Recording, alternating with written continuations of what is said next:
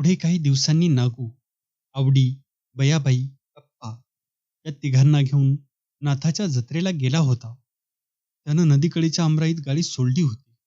नागू जेवून दोस्ताच्या भेटी घ्यायला गेला होता. बयाबाई बिऱ्हाडाजवळ बसली होती. आवडी अप्पाला घेऊन जत्रेत फिरत होती. त्याला जत्रा दाखवीत होती. दुकानदाराच्या पालाच्या ओळी सर्वत्र पसरल्या होत्या.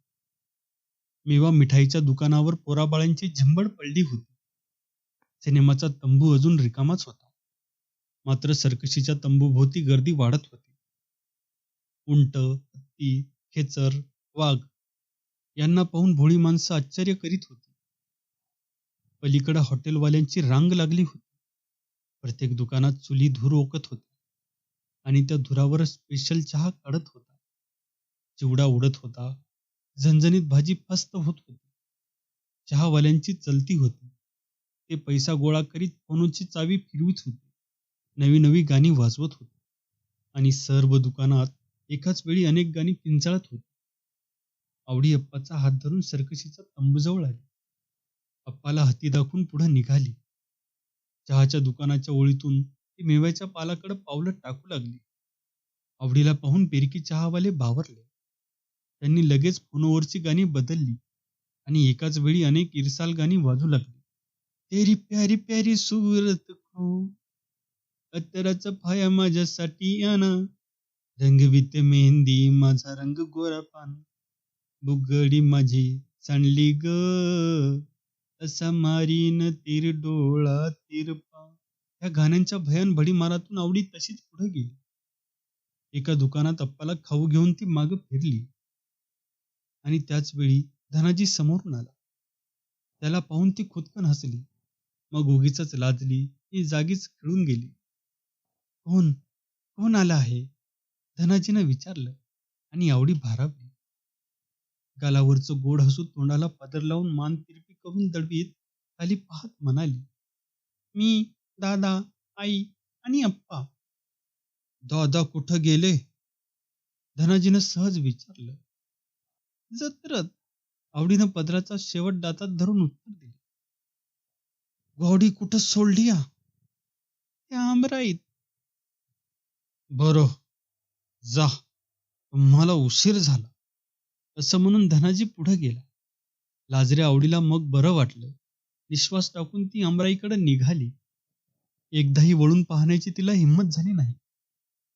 ती त्याच्या रूपाचा, डोळ्याचा आणि हसऱ्या स्वभावाचा विचार करू लागली आणि त्यात आपले स्वतःचे रूप, डोळे, हसरा स्वभाव हे सारं विसरून गेली. धनाजीची निर्मळ नजर, निर्मळ हसणं, अदबीनं बोलणं यानं आवडीचं मन भारावलं होतं. ती धनाजीचा विचार करीत तळावर आली.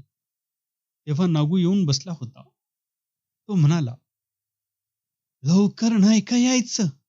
उशीर केलास. आम्हाला भेटला तो कोण ग अक्का? अप्पा मध्येच म्हणाला. तशी आवडी चमकली. कोण भेटलं? नागूनं विचारलं. तो धनाजी, तुझा दोस्त. आवडी उत्तरली. काय म्हणत होता तो? नागूचा सूर चिडका निघाला आणि अप्पा म्हणाला, त्यानंच अक्काला थांबवलं. म्हणाला कोण कोण आलं आहे? मग अक्का काय म्हणाली? नागू गुरगुरला. मी, दादा, आई, अप्पा असं म्हणाली. अप्पानं खरंच सांगितलं आणि नागू शांत झाला. पण आवडी किंचित संतापली. बयाबाईला आजच्या त्या नागूच्या बोलण्याचं नवल वाटलं. उशिरानं नागू पुन्हा म्हणाला, बरं, ते जाऊ दे. असं जर कोणी भेटलं तर त्याच्याशी कधीच बोलत उभी राहू नको. हे पहा दादा, मी सरळ येत होते. तो पुढून आला. तुझा दोस्त म्हणून त्यानं विचारपूस केली. त्यात एवढं काय बिघडलं? आवडी म्हणाली. जर मी तशीच पुढे आले असते तर तर त्याला तो अपमान नसता का वाटला? खरं आहे तुझं. एवढंच बोलून नागूनं माघार घेतली. बोलणं वाढलं नाही, परंतु धनाजीबद्दल त्याच्या मनात अढी निर्माण झाली.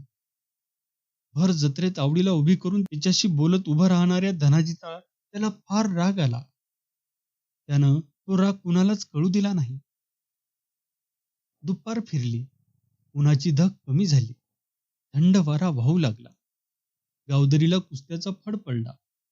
गुरुवानं वरचेवर शिंग फुंकून लोकांना तिकडे येण्याचा इशारा दिला आणि हा हा म्हणता मैदान भरलं. कुस्त्या सुरू झाल्या. शड्डू धनकू लागले. चिल्लर पहिलवान एकमेकांची सालपटक काढू लागली. मैदानात धमाल उसळली. हलक्या जोडीचे गडी एकमेकांना पाडून पळत होते. लोक मोठ्या कुस्त्यांची वाट पाहत होते. बुरजासारखा नागू हिरवा पटका बांधून पळत हिंडत होता. लख्या बारापाटाची छाती सारखी फुगत होती. पांडू वस्ताद कुस्ती नक्की करून लावित होता. गैर खेळणारावर गुरकत होता. धनाजी एका कोपऱ्यात आपल्या टोळीत बसला होता. पण कित्येकाचं लक्ष त्याच्यावर होतं. नागू चौघुला आणि धनाजी या दोन कुस्त्या बघून हुसकायचं असा कित्येकांनी बेत केला होता. एवढ्यात नागूची कुस्ती जाहीर झाली. फड गंभीर झाला. सर्व डोळे लागले. नागू तयार झाला. नागू तयार होऊन मैदानात येताच टाळी वाजली आणि मग कोकरूडचा बाबू बकरे दंड ठोकीत नागू पुढे आला. सलामी झाली. पण नागून जबरदस्त झडप घेऊन हा हा म्हणता बकरेला चित केला आणि टाळ्यांच्या गजरात तो परत फिरला. पांडू वस्ताद लख्या यांनी पुढे येऊन नागूला खांद्यावर घेतला आणि लगेच धनाजीचं नाव जाहीर झालं. गावच्या कारभाऱ्यांनी धनाजीला मैदानात उभा केला. धनाजीला पाहून 80 रुपये घेऊन जावं असं पुकारलं. आता कोण उठणार? लोक बावरले. बराच वेळ कुणी पुढं झालं नाही. मैदान थंडगार झालं आणि नागू पुढं आला. मी लढतो असं म्हणून त्यानं खाडकन दंड ठोकला. नागूच्या त्या चमत्कारिक वर्तनाचं धनाजीला आश्चर्य वाटलं. हा पहिल्या रांगेतील पहिलवान माझ्याशी का खेळणार याचा विचार करून धनाजी गावकऱ्यांना म्हणाला, मी नागू बरोबर कुस्ती खेळणार नाही. का खेळणार नाही? नागू बिथरला.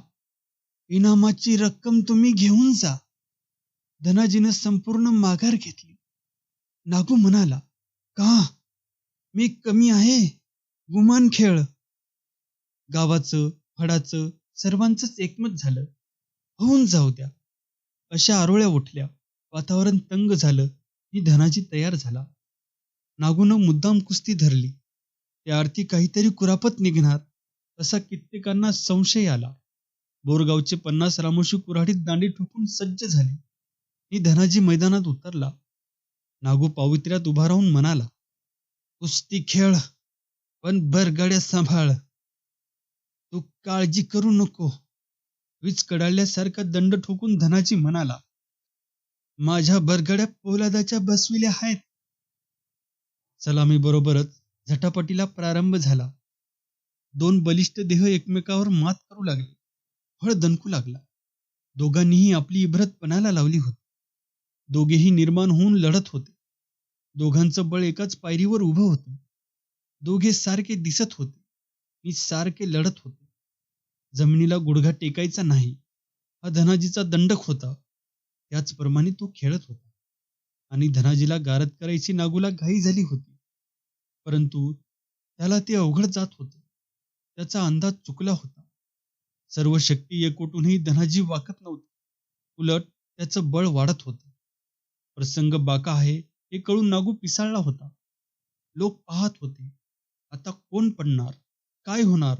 हा एकच प्रश्न त्याच्या पुढे उभा होता. त्यांनी आपले श्वास रोखून धरले होते. मध्येच धनाजीनं गपकन नागूला पुढे ओढलं.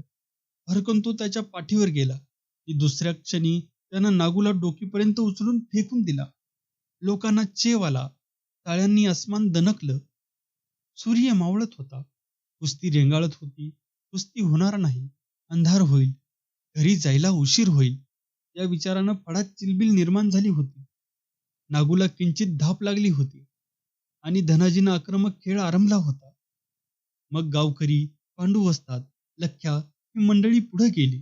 त्यांनी कुस्ती सोडवली. नागूनं ओढून धरलं नाही. तो कुस्ती सोडून चालू लागला आणि त्याच्या पाठीमागं धनाजीनं 5 वेळा दंड ठोकून सांगितलं की आता कुठेही ये, मी तुझ्याशीच लढणार. धनाजीनं इनामाची सर्व रक्कम घेतली आणि नागू पराभूत झाला हे सर्वत्र समजलं. त्या कुस्तीत धनाजीचा आगाजा वाढला. ती कुस्ती बरोबरीनं सुटली होती. पण नागू आणि धनाजी या दोघात निर्माण झालेली तेढ वाढणार होती. ठिणगी पडली होती. ती तिचा भडका होणार होता.